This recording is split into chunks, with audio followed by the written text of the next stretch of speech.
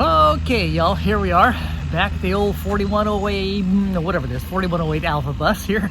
There we go. As you can see in the background, we've got it turned around finally. And I'm having a real challenge. Well, I just don't know what the problem is. I shouldn't say it's a real challenge yet, but it's not getting fuel up to the fuel filters. And I believe that I ran the tanks dry, and I've put about 25 or 30 gallons in. And remember, this is a 160 gallon tank. So I may not have it even far enough down or up where it'll pick it up yet. I do have an electric primer on the bus. It should pull the fuel from the tank up to the fuel filters, but again, that is really not doing its job yet. So I kind of assumed I just don't have enough fuel in the fuel tanks yet. But again, we have the bus turned around. I had to stop 2 or 3 times, refill up the fuel filters, but it starts right up and it runs like it's supposed to, which is really, really good. But now what we're going to do, since we have it turned around here, have the door on the side of the electricity, so we won't have to go around the bus every 2 minutes when we start putting that floor down, because of course we're going to have to cut a bunch of floor, as you get into the sides, the corners, around the bathroom, all that kind of stuff. So we wanted to get that, so the table saw, as you can see right over here somewhere, there's a table saw back there behind that bumper. Yeah, that bumper is going to be polished up now soon too. But anyway, wanted to get it as close as possible and even pull that table saw and the other saws over to the side of the bus before we start cutting. But anyway, that's what we're kind of trying to do here. This is another chapter in a Brian's bus adventure. Hope you enjoy it, y'all. Okay, y'all, a little bit more that I'm doing today is, this is the front where the old spare tire used to go. Used to go, because I have all my cribbing under there now. But this bottom was really dented in and beat in and just not even close to the shape it should be in. Now this one here, I have not been able to take that big huge dent out. And if I had some of the old body shop ways of doing it, I could. But there's a heavy support back here, a piece of metal about that thick that goes along this edge. And unless that's bent back into place, it would never come back up. But this is all covered by the bumper. But what I want to do is kind of take the old DA, my old sander there, and just kind of scuff it all up so I can paint it. It's going to be painted black. And that's what I'm going to be doing now, is taping this off and then painting it black. Okay, y'all, here's the next little step in doing this front end. As you can see, I've come back and I've taped off everything that I don't want to be painted black. And what do you think? That looks perfect? Looks perfect? No, not really. Because this is just a first coat. It's kind of like a, I don't want to say a scratch coat, because that's not it. But in order to get a decent glossy finish out of these spray cans, you've got to do it just a little bit at a time. And actually some of those spots are kind of too much paint on them.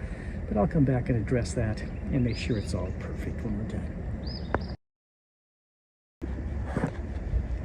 Okay, y'all, I waited about 10 minutes and then came back and I've done a second coat. And again, that's the important thing you want to do. You want to let it tack up. It doesn't have to be completely dry. As a matter of fact, you really don't want it to be completely dry. But you want it to be able to be tacked up so that it will accept the next layer of paint. So that's number 2. And that can is about empty, but I'll have 2 or 3 other cans of that black. So I'll let that sit again for the 10-15 minutes, let it flash off. They call it flashing.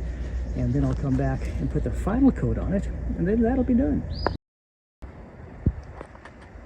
Yeah, now I put on probably the final coat. I don't think I'm going to go over this again because it's really not needed, because again, the majority of that, 90% of that front end is covered with the front bumper anyway.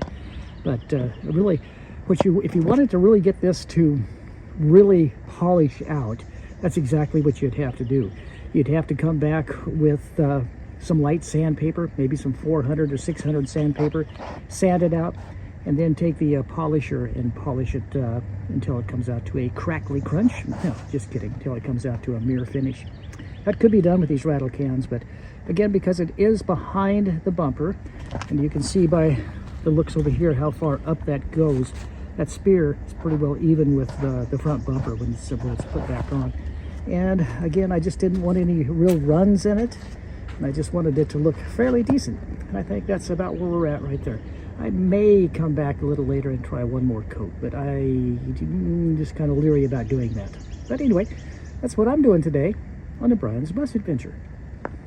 Yep, there it is. The paint has been applied. Put actually 4 coats on it, and it could take more, but I'm not going to. Since again, it's going to be all covered up completely. So that's basically what it looks like now. It looks a lot better than it did.